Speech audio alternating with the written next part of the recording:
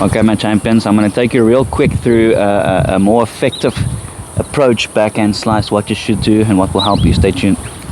Okay guys, first things first, I'm not going to go into too much technique. I've got great videos on the slice technique. This is just to help you have a better approach slice going forward. The first thing is, when you think about slice, be so careful not to think slice means that you're slicing under the ball and the racket has to be up. It's a big problem. If you want to have an effective slice, it needs to stay low and go low over the net. The only way you can do that is if your racket is square on contact point. So when you approach, be very careful not to think the racket has to be up, because look at that ball, there's nothing on it. Okay, if your strings are square on contact point, that's when you get that very effective low slice staying down. So step number one is slice, focus on getting the racket square. Second tip is always approach down the line. The reason being, when you approach down the line, you're going forward, it's a lot easier to keep the court closed. Okay, when you approach cross court, slice, whatever it is, especially on your slice, you might still get away with it against average players, but you have to remember you're opening up the whole court when you approach cross court. Use your slice, keep it low, always down the line.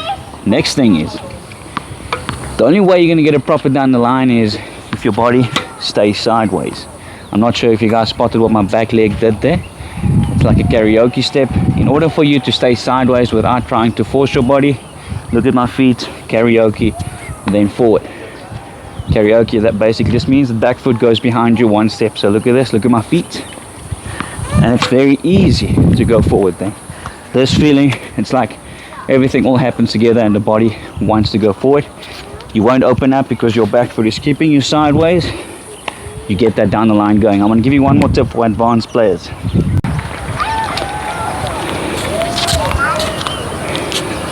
Before we do that, guys, reminder, subscribe to my channel. I appreciate all of you so much. You help me build my brand, and it's so nice to give you guys free value. Grab my ebook, link in the description. It's helping so many people all around the world get to know me better in that book as well. Last little tip is, if you play a very advanced player, number one, you want to keep it low, right? Which we already spoke about.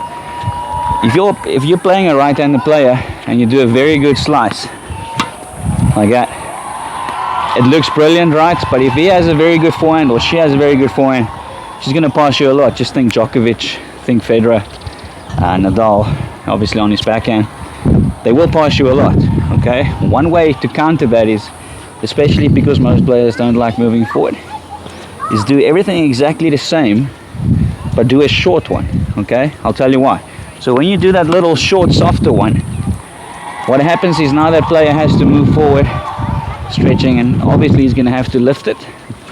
You sitting on the net, they're lifting it, easier to put away. So I would almost go as far as to say, the better the player is, the more you have to keep it shorter, because that shorter approach there, that might even be a bit too deep. I'll give you another one. So you take some pace off, there we go, bounce is shorter, they have to lift it. Will they still pass you sometimes? Of course they will, but your chances are better. That's your slice approach, guys. Use it. If you want to get into technique on the slice, how to hit your swing, how to turn, check this video on the screen. I'll see you for my next video. Love you guys.